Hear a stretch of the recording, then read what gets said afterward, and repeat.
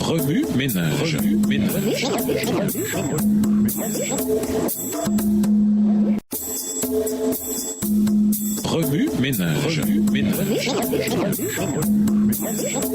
Bienvenue dans votre émission Remue ménage. Nous à la leçon 7. Jésus, l'encre de l'âme. Lisons Hébreux 5, verset 11 à Hébreux 6, verset 20. Hébreux 5, le verset 11 à Hébreux 6, le verset 20. Nous avons beaucoup à dire là-dessus et des choses difficiles à expliquer parce que vous êtes devenus lents à comprendre. Vous, en effet, qui depuis longtemps devriez être des maîtres, vous avez encore besoin qu'on vous enseigne les premiers rudiments des oracles de Dieu. Vous en êtes venus à avoir besoin de lait et non d'une nourriture solide. Or, quiconque en est au lait n'a pas l'expérience de la parole de justice, car il est un enfant. Mais la nourriture solide est pour les hommes faits, pour ceux dont le jugement est exercé par l'usage à discerner ce qui est bien et ce qui est mal. Hébreux 6. C'est pourquoi laissons les éléments de la parole de Christ tendant à ce qui est parfait, sans poser de nouveau le fondement du renoncement aux œuvres mortes, de la foi en Dieu, de la doctrine des baptêmes, de l'imposition des mains, de la résurrection des morts et du jugement éternel. C'est ce que nous ferons si Dieu le permet, car il est impossible que ceux qui ont été une fois éclairés, qui ont goûté le don céleste, qui ont eu part au Saint-Esprit, qui ont goûté la bonne parole de Dieu et les puissances du siècle à venir, et qui sont tombés soient encore renouvelés et amenés à la repentance, puisqu'ils crucifient pour leur part le Fils de Dieu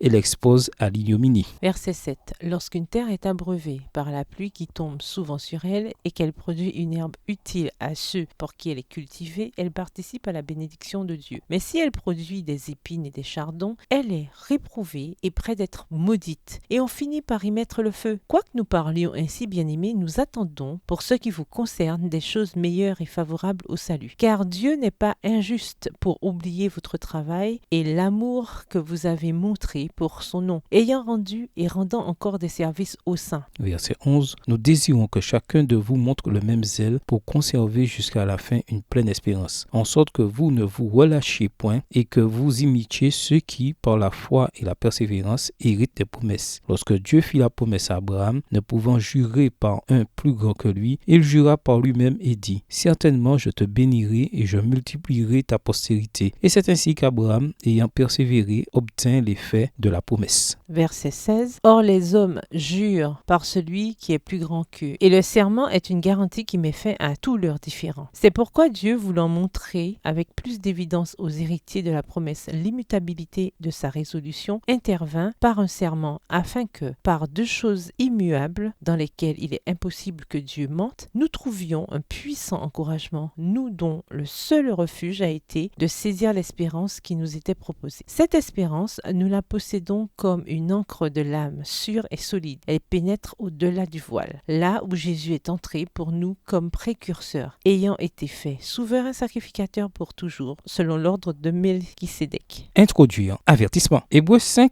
verset 11 à Hébreux 6, verset 20 interrompt l'exposé théologique sur le sacerdoce de Jésus en notre faveur. Paul insère là un avertissement sévère sur le danger de s'éloigner du Christ. Il semble que les croyants risquaient réellement de s'engager sur la pente glissante de l'apitoiement sur soi et du manque de foi. L'apôtre Paul s'inquiétait du fait que le sens spirituel de ses lecteurs et auditeurs puisse être émoussé à cause des situations difficiles auxquelles ils étaient confrontés et qu'ils cessent de croître dans leur compréhension et leur expérience de l'Évangile. Un tel découragement à cause des épreuves n'est-il pas aussi un danger potentiel pour nous tous? Son avertissement sévère aboutit cependant à un encouragement affectueux. Paul exprime sa foi en ses lecteurs et exalte Jésus en tant qu'incarnation de l'inébranlable promesse de salut de Dieu à leur égard. Hébreux 6, versets 9 à 20. Or, ce cycle d'avertissement et d'encouragement se répète. Hébreux 10, les versets 26 à 39. Dans notre leçon de cette semaine, nous nous pencherons sur ce cycle et nous nous focaliserons sur les puissantes paroles d'encouragement que Jésus nous adresse. Remue ménage, écrivez Hébreux 5, verset 11 à Hébreux 6, verset 20, à partir de la version biblique de votre choix. Si vous êtes pressé, écrivez Hébreux 6, les versets 9 à 12 et les versets 19 et 20. Vous pouvez également réécrire le passage avec vos propres mots, tracer les grandes lignes du chapitre ou en faire une carte heuristique. Au revoir. Et à demain si Dieu veut. Remue ménage. Remue ménage.